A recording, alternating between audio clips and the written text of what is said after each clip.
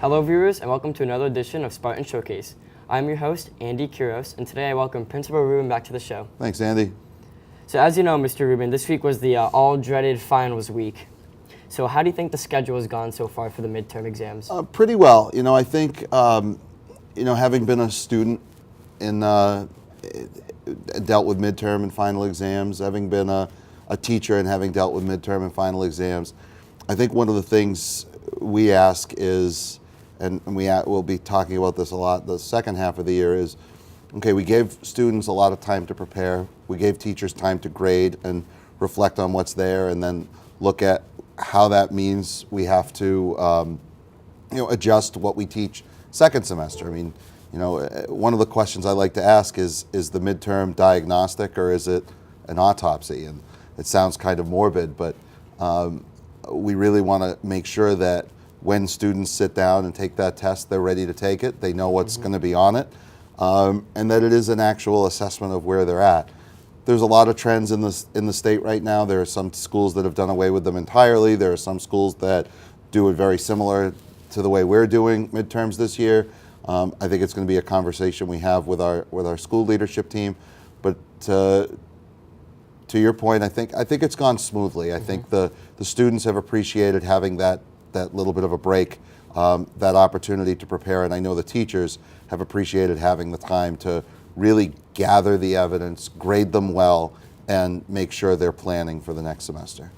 And what is the methodology behind scheduling these midterms on a half day? Yeah, we wanted, I think part of it was, let's give some time for students to prepare. I know for me, you sit down, you take an hour and a half test, you take a break, you take another hour and a half test. You're not getting a whole lot out of students. I've been in schools where they do a little bit of a break and they have one in the morning and one in the afternoon, and then there's a couple of classes in between, and those are review periods typically. They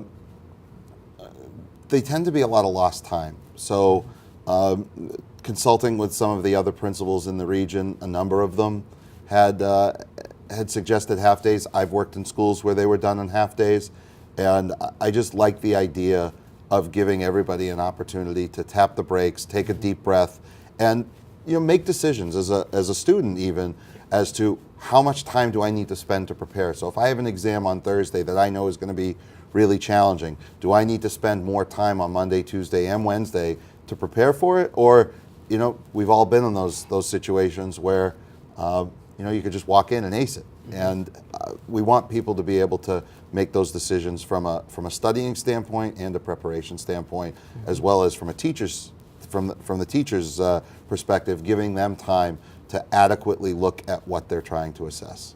And can you explain how some seniors may be exempt from taking their exams? Sure. I think it's the simple reward factor. I know this school, much like a lot of schools, offer seniors at the end of the year for finals the opportunity, if they have above a certain threshold, to be exempt from the grade. For seniors, I think it's an incentive to keep going.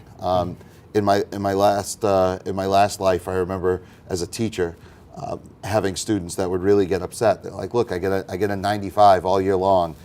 Is there anything I could do? Do I have to take this exam? What's it going to prove?" And so I respect that. And a number of seniors said, at the mid-year point, that's essentially our final because the course is ending. So we wanted to be fair. So half-year courses, if a student does have a grade of 90 or above and they're a senior, they're exempt from the exam. Full-year courses, they have to take the exam. And I think part of that is we do want some students to get in a little bit of the habit of some of these big summative tests. I wasn't in college that long ago and had a couple classes where you took 3 tests. I took calculus. There were 3 exams and a final. I took a history class. There were 3 midterms and a final. Having that opportunity to prepare for that now and work with teachers on how to prepare and how to review and what do I need to study and how do I study best, those are the questions we were hoping people would be able to answer.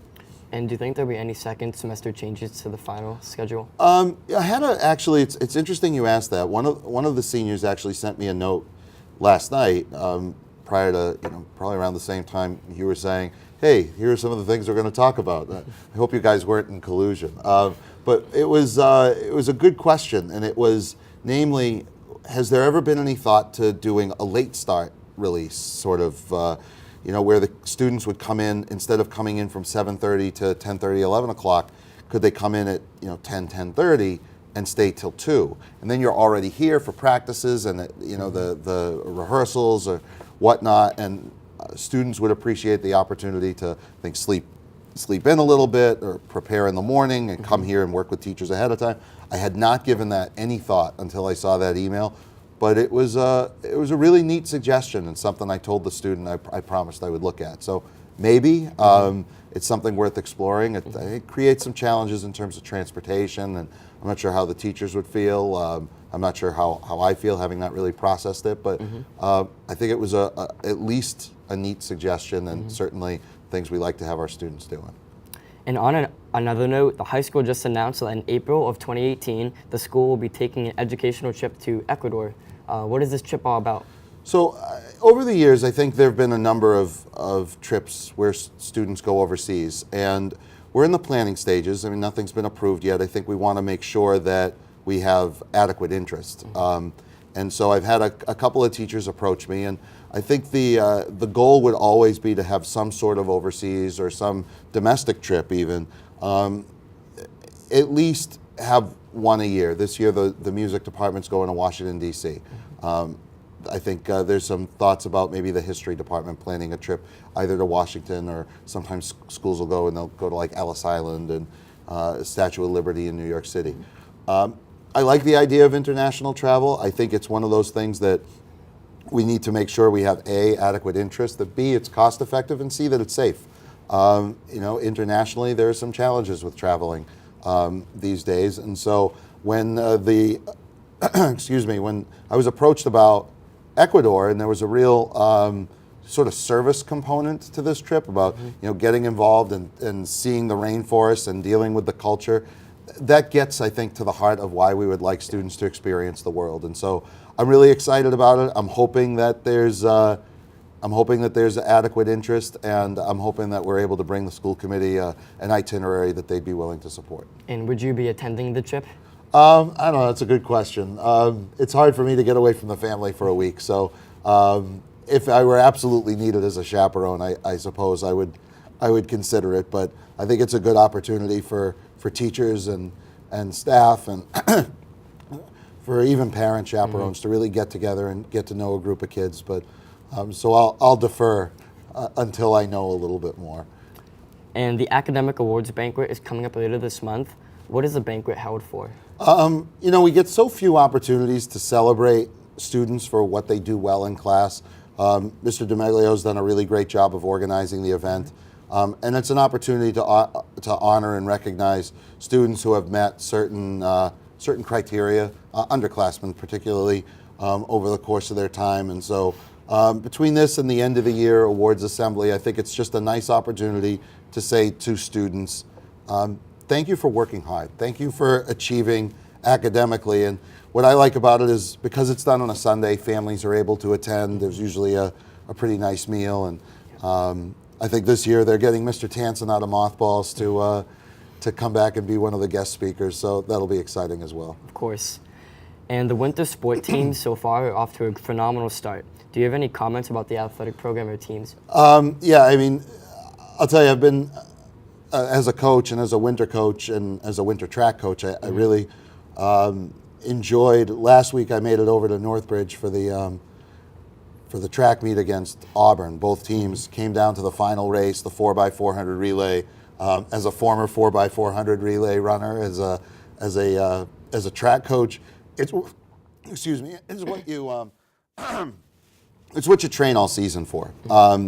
And to see the excitement in that field house, to hear the team rooting for each other, to see the reaction of winning that race against a really good team. I mean, Auburn has a great program as well.